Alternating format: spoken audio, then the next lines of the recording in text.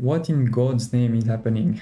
Yes, I know this is extremely ugly, but there is actually a very important reason why I've made this. I'm Strike Gamer, covering city building games, simulations, strategy games, with game reviews, let's plays, tutorials, and today this is a guide for Transport Fever 2 where I want to explain to you and more importantly prove to you how to make the most money out of any routes. For those of you who don't know, Transport Fever 2 is an amazing resource management game where you transport people and resources across a big map. Like in many resource management game, you obviously need to make sure that you make money while transporting those people and this cargo. I use the map editor to create this, where as you can see, we always have a farm that produces grain, and then we're going to deliver this grain into the food processing plants to make some money and see different amounts of money. The first three lines at the top are very simple. You have a short distance, a medium distance, and a very long distance with only one truck on each. With this first test, I wanted to show you very quickly how the distance is impacting the ticket, but also the profit that we make. We only have one truck on each of these lines. The cost to maintain that line is the same, right? We have the same maintenance. What will be completely different is how much money we make. You can see here on the balance that apparently the short one is the only one that makes money here. But there is a few things to look at. One is when you click on it, you can see that indeed this short route every year is making basically the same amount of money, around 13,000, and has around 4,000 of maintenance, so making a profit of 9,000, which is what we see here. This comes by delivering basically sort of twice a year some bread, some grain, and gaining 6,000 each time. On this one, this is completely different. We see it negative here, but soon we're going to deliver and it's going to jump. It is now 16,000 and we are now well into positive. So what is happening? Well, because the road is a lot longer to go from the departure to the end, we are making each trip a lot more money, 16 instead of 6,000. But because it takes so long to come back, we make that money a lot less often. Right? And therefore there's even some years like this one where we don't make any profit. And that is even more so the case in this long one, where for most of the years we don't make profit at all.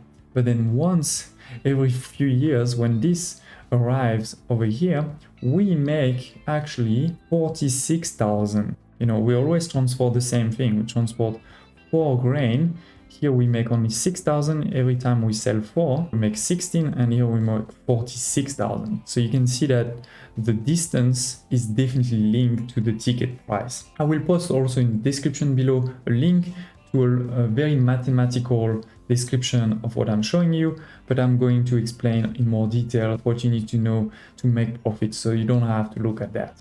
Just to make sure I don't lie, 46,000. Here we are. So now I'm sure some of you may be thinking, okay, I'm gonna do the short one because I'm gonna make money all the time. Some of you may be thinking, okay, I'm gonna do only the long ones, then I'm gonna make a lot of money per item. So who is right? Well, you have to think about what is the limit. The limit is how much you're producing.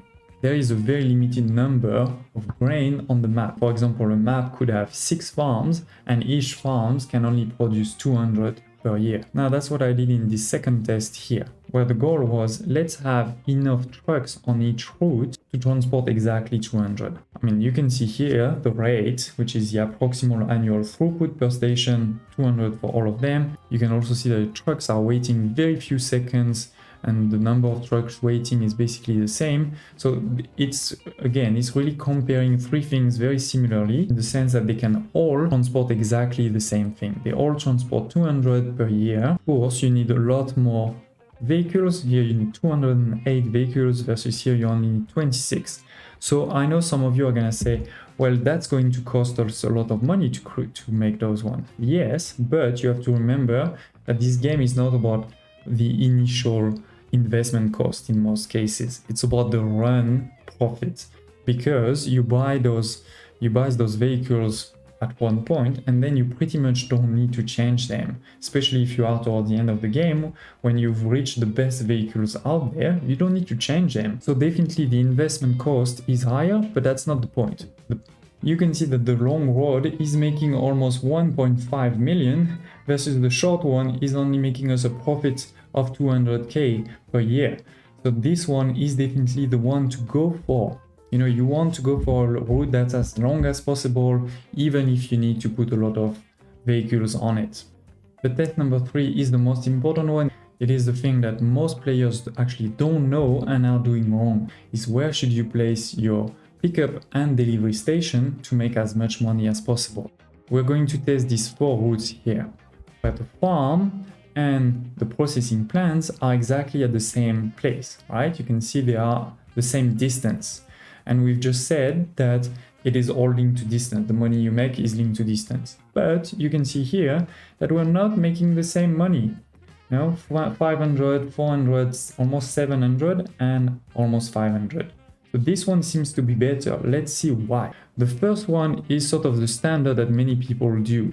They just put the pickup station just next to the farm and delivery station just next to the farm too. The second one is what people think they should do, but they shouldn't, because you can see this is the lowest of them all, is they put the station as far as possible from the farm, but as close as possible to the delivery, because they say, oh, now the road is going to be shorter, so I'm going to need less trucks. And yes, it is true. You see that you need only 60 versus here 72, deliver 200 again, but you're making less money.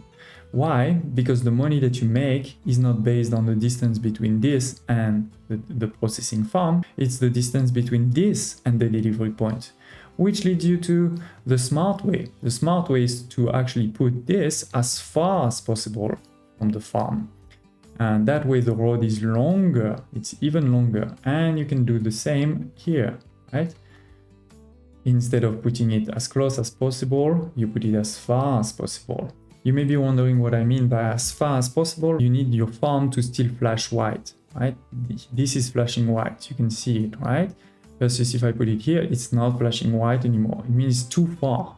It's too far to deliver. And then the last one is people that think they're too smart, because they say, okay, if I'm gonna be paid based on the distance, let me artificially increase the distance, right? I'm making the distance longer between the between the pickup point and the delivery point. That doesn't work. As you've seen here, the money is a lot lower. Why? Because the money that you make is actually based on the straight line between this and that. So you're being paid for that distance, but because your trucks have to make a longer road, then you need more trucks, right? We need actually 151 instead of 100, so almost 50% more, and that's why you're making less money, because basically you have more maintenance. To make sure you fully understand what I mean is, look here, every time you deliver, we make 16,000 here. Here we only make 14, we make 21, and in this one we also make 21, because this is the same straight line, but we need a lot more vehicles to make that. So again, if you want to make as much money as possible in Transfer Fever 2, put your pickup station as far as possible from the starting point and your delivery station as far as possible from the delivery point, but make sure you have a straight line in between. If you like this video, if you learned something, don't hesitate to press the like button. Subscribe to the channel to see more Transfer Fever 2 content, including a new Let's Play that we just started. Don't hesitate to also put in the comments below if you have any question or maybe something that I missed in this video. I'd love to hear about it.